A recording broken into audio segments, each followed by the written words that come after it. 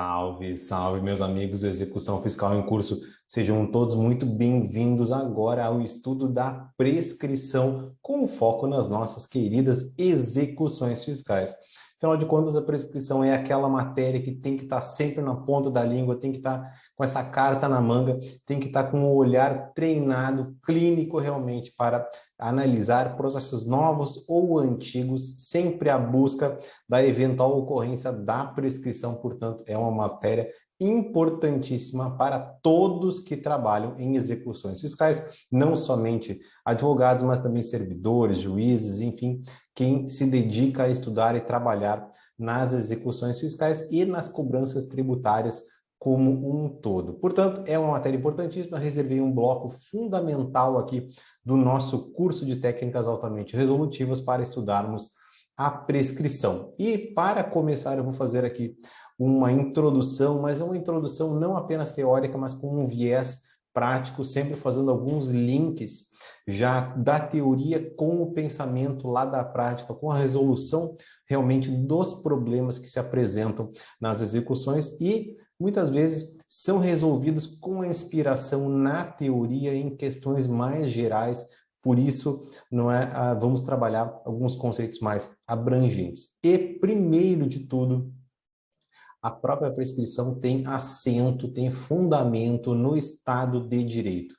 O Estado de Direito que busca segurança, busca estabilidade, ele repele, o Estado de Direito repele a eternização dos conflitos. Não é compatível com o Estado de Direito a eternização das demandas, o alongamento dos processos, tanto judiciais quanto administrativos, para além do quanto razoável.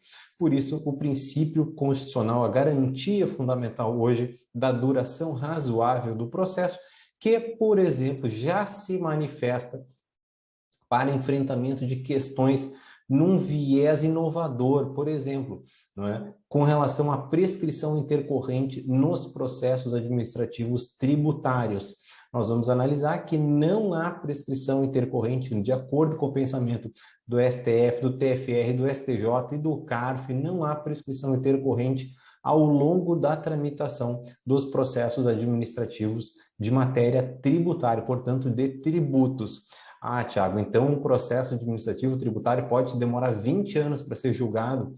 No apagar das luzes assim dessa jurisprudência, sim, poderia haver um alongamento, mesmo injustificado, e conforme este pensamento do Supremo, STJ, TFR e do CARF, não haveria prescrição intercorrente. Mas a teoria geral, por exemplo, com o socorro do Estado de Direito, que repele a eternização das demandas, é possível nós construirmos um argumento no sentido de que sim, deve haver alguma preclusão, alguma causa instintiva, alguma mesmo penalidade contra a administração. Por exemplo, vamos imaginar que um determinado órgão administrativo entra em greve demoradamente, ou por desorganização administrativa, ou por implantação de novos procedimentos, ou por questões de modernização atrasada, enfim, problemas do próprio funcionamento da administração, da estruturação do serviço público. Estou falando aqui de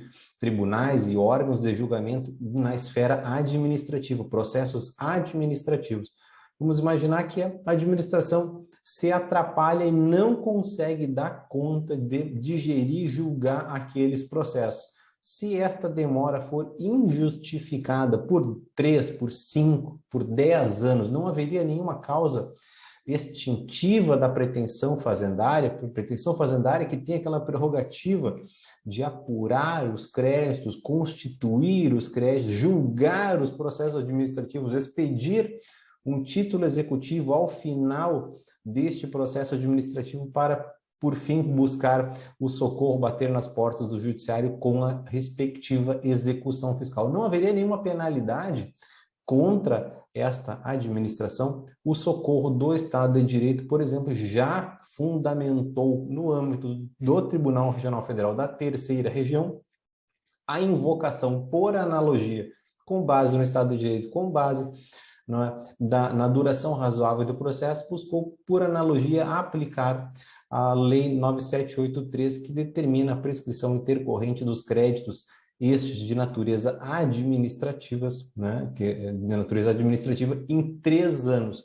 Esta lei possibilita a prescrição intercorrente destes créditos de natureza administrativa, fundamentalmente multas, é o que acaba sendo apurado nesse tipo de procedimento administrativo, destituído de natureza tributária, mandando aplicar, por analogia, este mesmo regramento ao processo administrativo por crédito de tributo.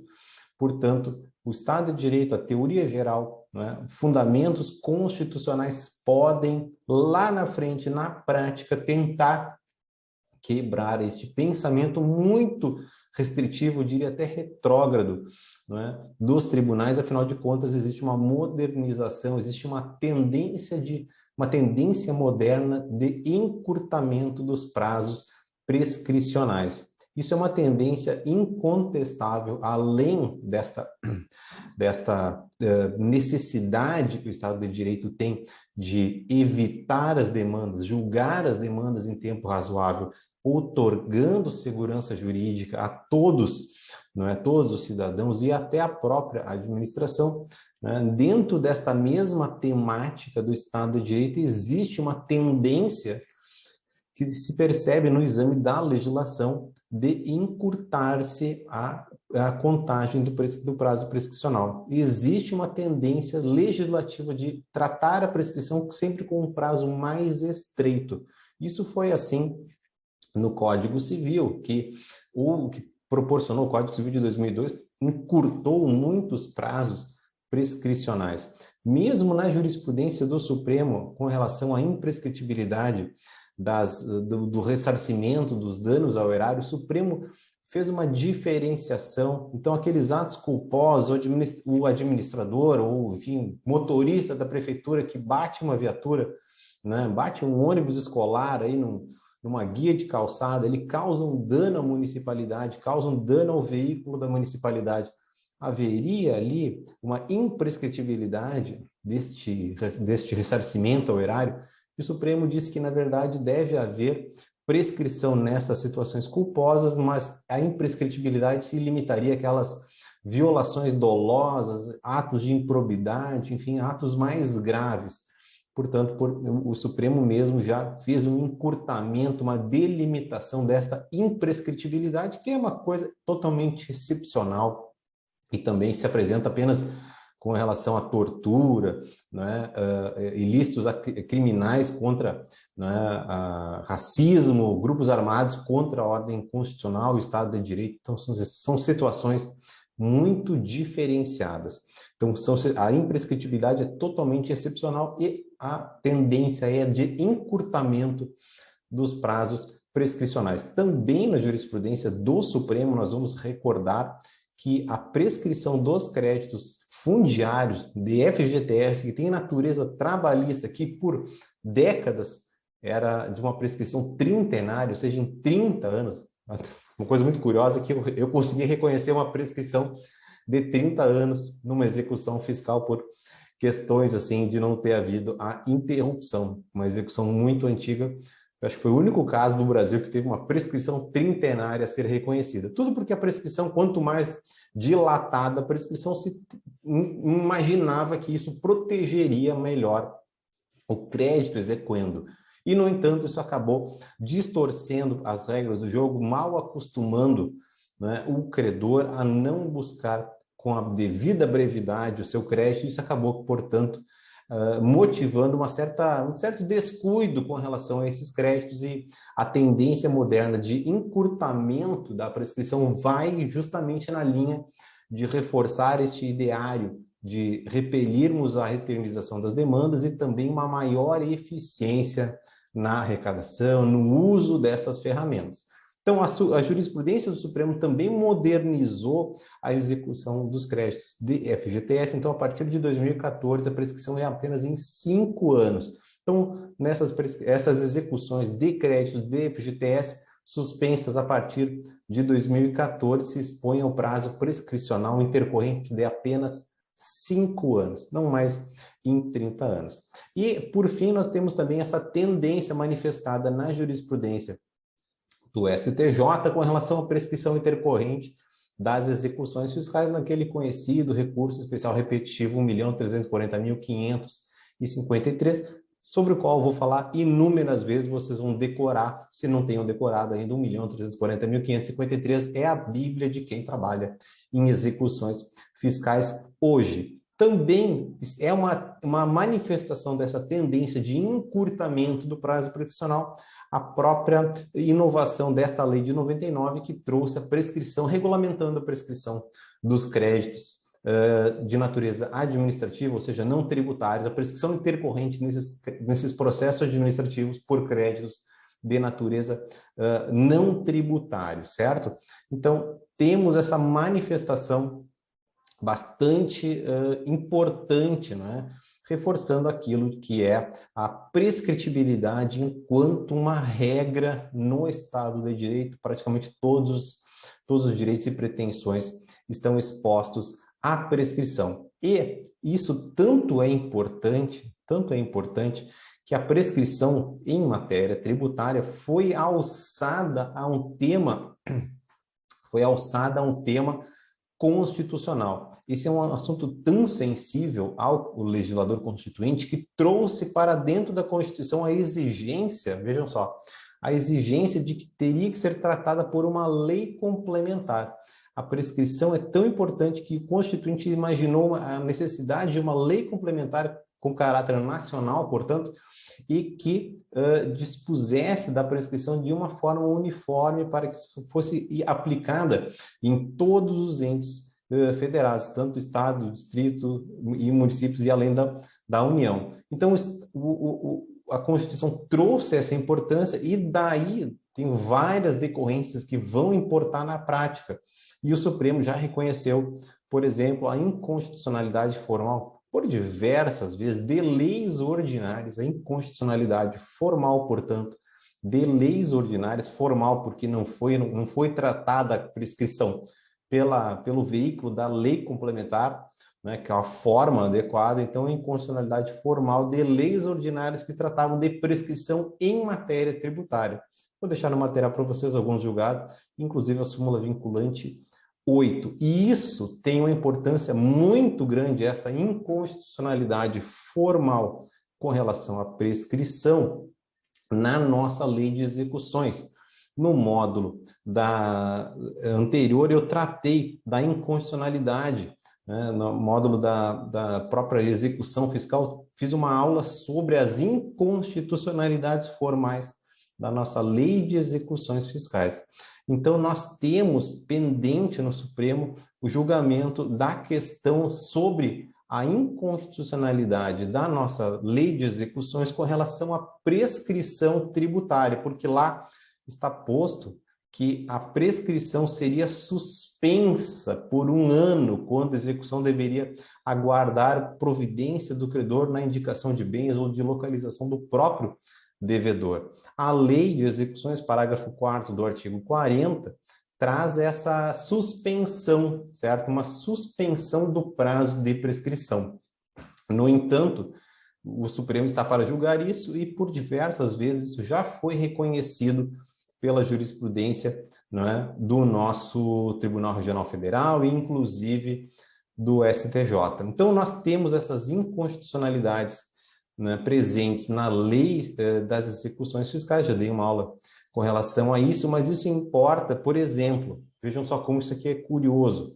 O STJ, enquanto o Supremo não decide esta questão prejudicial, digamos, ele mandou aplicar o prazo de suspensão de 1 ano. E por isso, o prazo de prescrição intercorrente, nós contamos na prática como 6 anos, porque é 1 ano de suspensão seguido de mais 5 anos de prescrição. Então, dá um total de 6 anos. Então, eu vou olhar no exame da execução fiscal, de modo intercorrente, né, no curso do processo, caso não tenha havido lá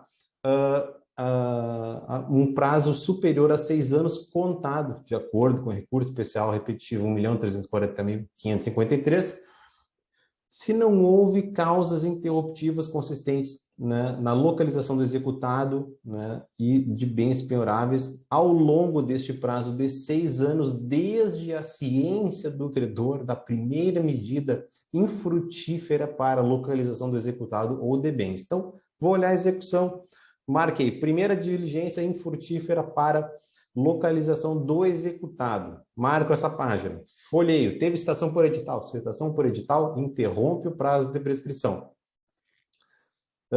Teve tentativa de penhora. Foi bloqueado algum bem.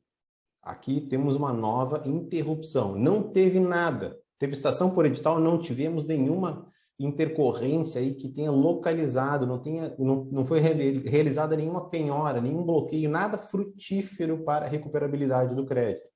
A partir da primeiro ato interruptivo, que no caso foi a citação editalícia, poderia ter sido uma tentativa infrutífera de penhora, né? Poderia haver, então, o início desta contagem de 1 mais 5 anos.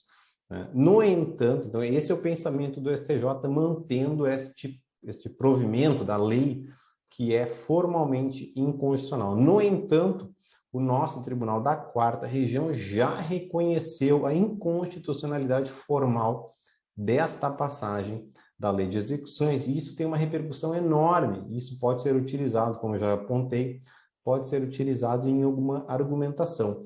Por exemplo, eu vou considerar não 6 anos, eu vou considerar 5 anos.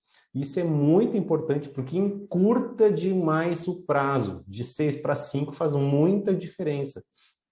Eventualmente, você pode analisar uma execução e se socorrer, né, desta inconstitucionalidade formal já reconhecida pelo Tribunal da Quarta Região e que está pendente no Supremo e buscar o socorro associando, portanto, 2 julgados, assim como faz o nosso tribunal, associando o prazo que é de 5 anos apenas, certo? Com base na inconstitucionalidade formal já reconhecida da Lei de Execuções, associando estes 5 anos com a metodologia de contagem deste recurso especial 1.340.553.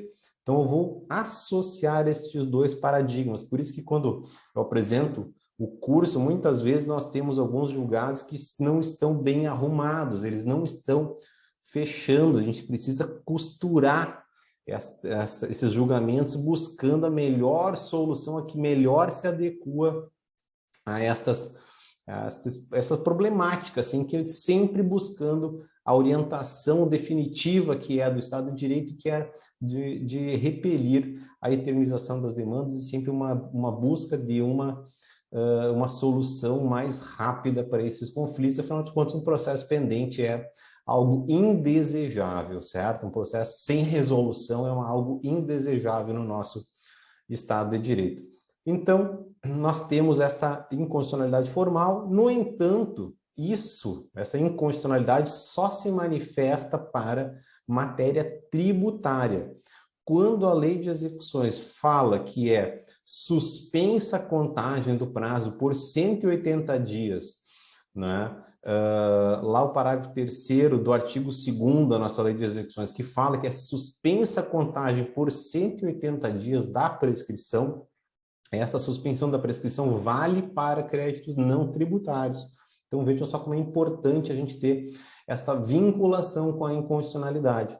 Quando eu analisar uma execução fiscal de multa, de ressarcimento de benefício indevidamente pago, algum aluguel, alguma coisa que é destituído de natureza tributária, eu vou considerar a suspensão por até 180 dias, que vai contar desde a inscrição do crédito na dívida ativa até o ajuizamento da execução. Tudo porque o ajuizamento da execução vai servir como causa interruptiva do prazo prescricional, como nós veremos mais adiante, tudo de acordo com o pensamento do STJ. Então, matéria tributária não tem, né, via de regra, no nosso pensamento, como eu estou passando para vocês, não há essa suspensão trazida por lei ordinária da prescrição em matéria tributária. Em matéria não tributária civil, administrativa, outras penalidades, enfim, se aplica a lei ordinária, segundo a qual deve haver, portanto, no pensamento do STJ,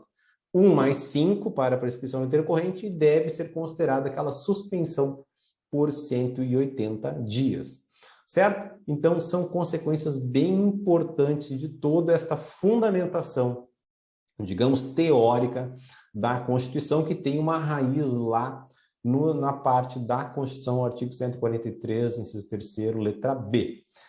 Mais do que isso, a Constituição exigiu lei complementar e a prescrição, portanto, além de trazida por lei complementar, vocês até podem apontar, mas o STJ fez um julgado naquele recurso especial 1.340.553 bastante inovador, com certeza.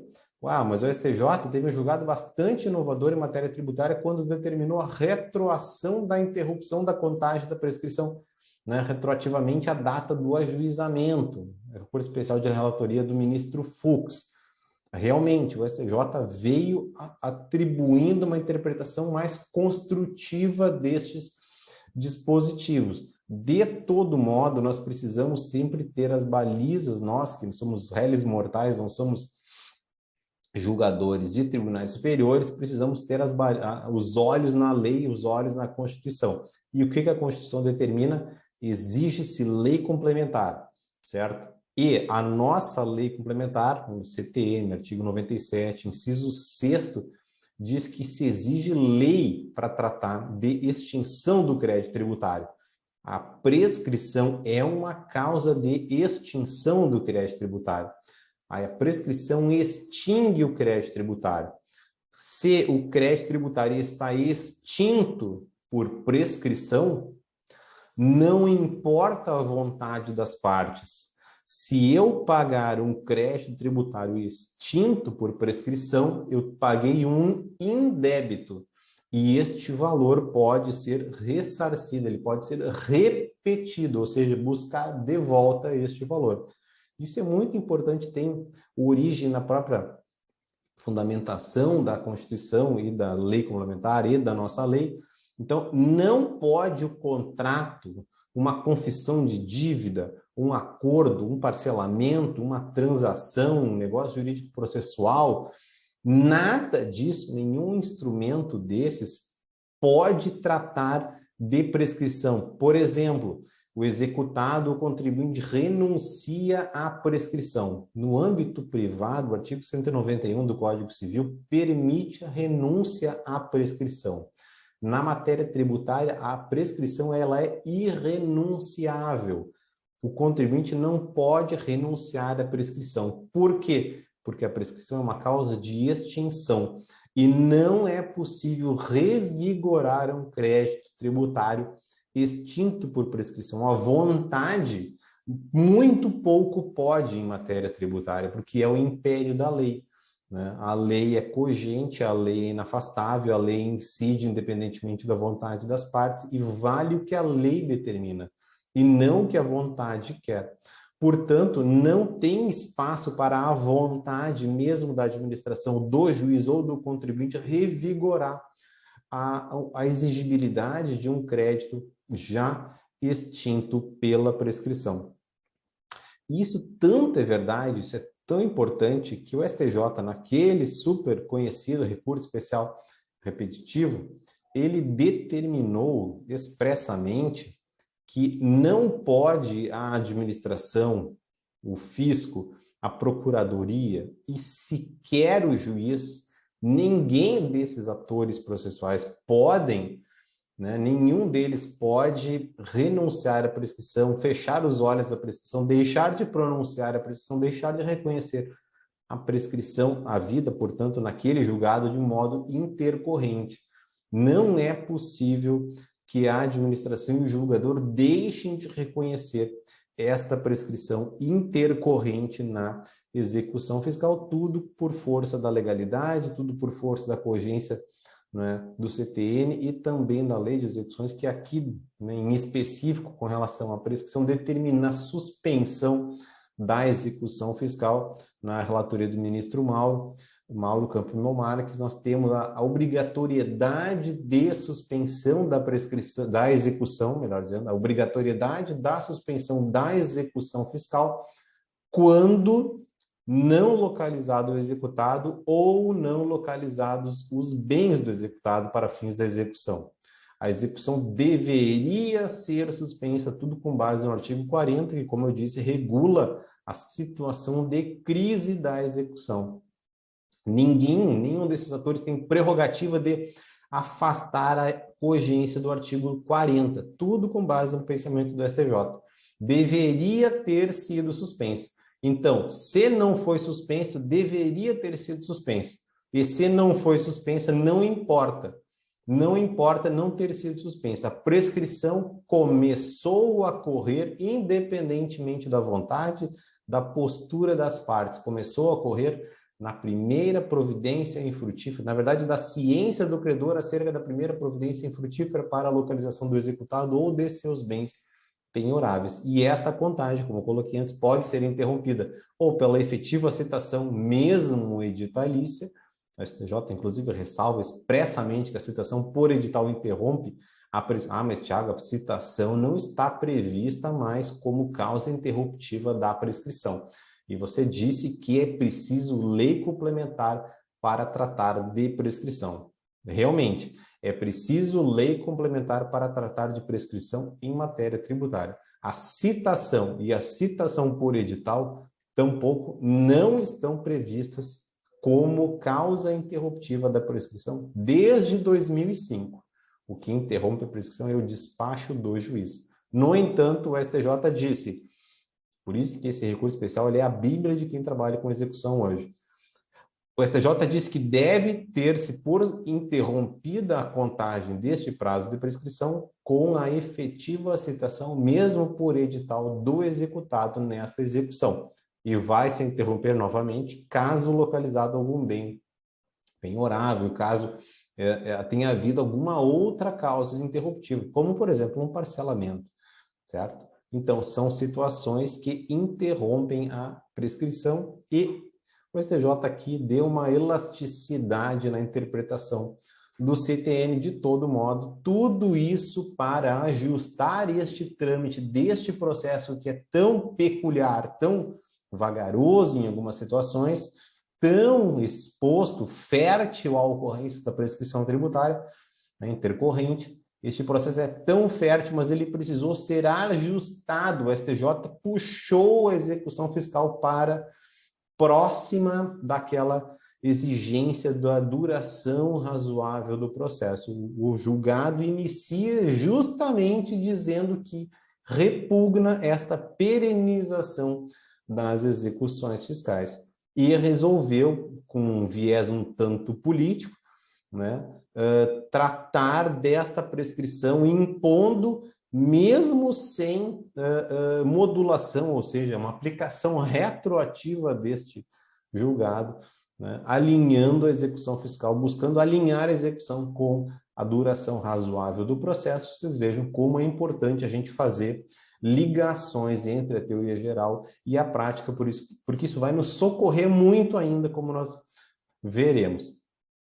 E nós falaremos ainda que o STJ tem julgado expresso, e os alunos me questionam isso, como isso acontece, né? Que pouco importa a vontade, né? Não adianta, depois de extinto o crédito pela prescrição, tentar reavivar este crédito por qualquer sistemática, né? Por documento, por confissão de dívida, por algum parcelamento, por alguma atitude que as partes tenham encaminhado, por exemplo, uma tratativa extrajudicial para a composição daquele débito. Eu sempre recordo um exemplo de uma aluna que comentou que um cliente teve um parcelamento, não é? Esse parcelamento foi revogado, rescindido por inadimplemento. Passou um tempo, entrou a execução fiscal e ele ia tentar um novo parcelamento já na via executiva, né, ao longo da tramitação da execução fiscal. E ela parou e olhou que entre a rescisão do primeiro parcelamento até o ajuizamento da execução havia passado 5 anos e conseguiu o reconhecimento da prescrição nesse interregno, nestes 5 anos. E se não houvesse conseguido a prescrição, o parcelamento que viesse a ser feito posteriormente não teria o efeito de revigorar aquele crédito prescrito antes do ajuizamento da execução.